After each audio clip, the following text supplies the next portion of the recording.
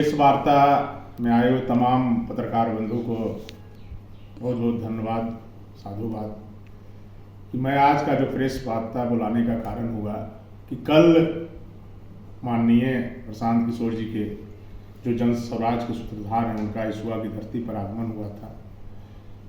मैं करीब 9 सालों के बाद जन स्वराज पार्टी में ज्वाइन किया। ज्वाइन करने का मुख्य उद्देश्य था कि वो सत्याग्रह की बात करते थे, सही लोग सही सोच और सामूहिक प्रयास की बात करते थे। लेकिन मुझे कल मंच पर मैं भी भीड़ जुटाने में, खून पसीना बहाकर जनसुराज को आगे बढ़ाने में मात्र 3 महीनों में हर जगह कन्हैया कुमार बादल का चर्चा है। जनसुराज के लिए संघर्ष करने में, गांव-गांव घर-घर जाकर जनसुराज का प्रचार प्रसार जोड़ने में। लेकिन मैंने देखा कि यहाँ नवादा के जो जनसुराज के लोग थे वो कन्हैया कुमार बादल की दहाड़ के चलते प्रशांत किशोर जी के आने के बाद मुझे बोलने का मौका नहीं दिया गया, दहाड़ने का मौका नहीं दिया गया। और मैं ही ने प्रशांत किशोर जी का कहता कि मैं करीब 25 सालों से इस्वा में संघर्ष कर रहा हूँ, अनुमंडल के लिए, हॉस्पिटल के लिए, इंजीनियरिंग कॉलेज के लिए, मेडिकल कॉलेज के लिए।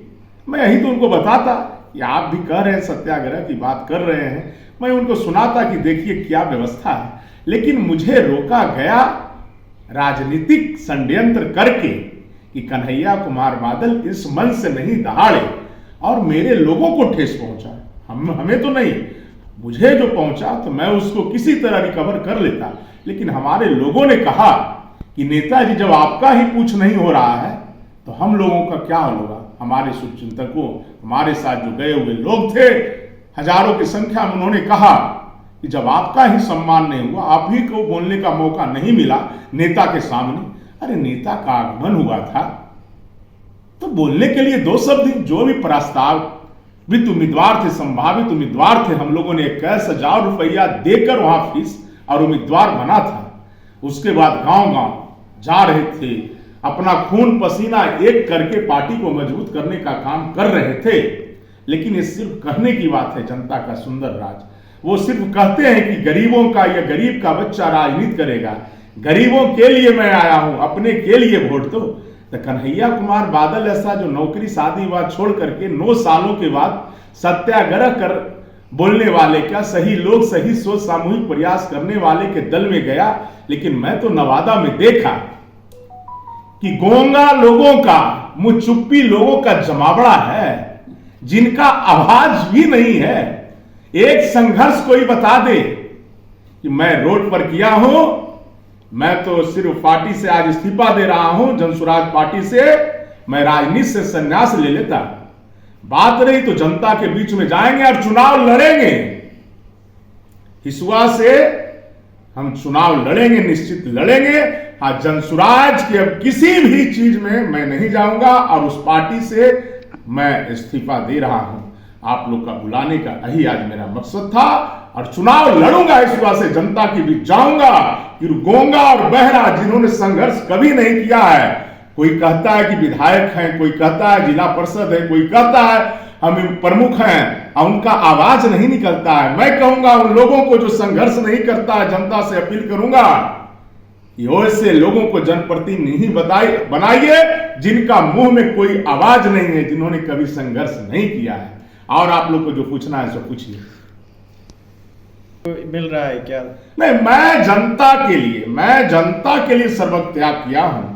मैं जनता का सेवक हूं। हाँ, तो सिर्फ नाम है जनसुराज।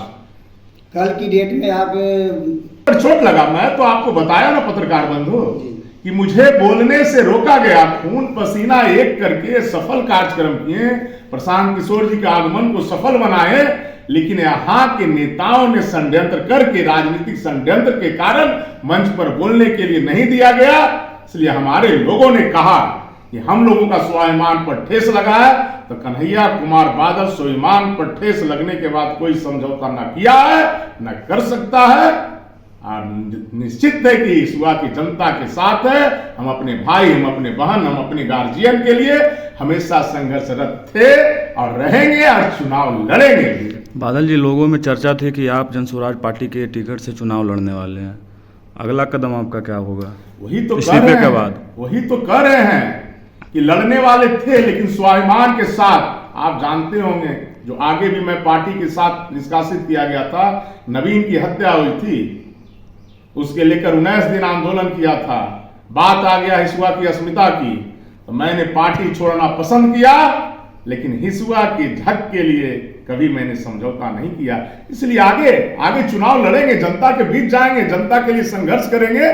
और चुनाव जब गूंगा और बहरा चुनाव लड़ सकता है, जिसमें कोई आवाज नहीं है, जो कभी संघर्ष नहीं किया है, वो चुनाव लड़ सकता है, तो कन्हैया कुमार बादल तो जनसुराज में हिसुआ को एक मिला था विकल्प के रूप में।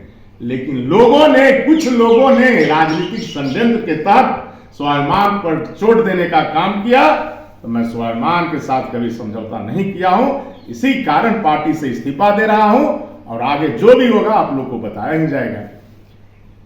निर्दलीय चुनाव लड़िएगा, फिर किसी पार्टी से ही लड़िएगा? चुनाव लड़ेंगे।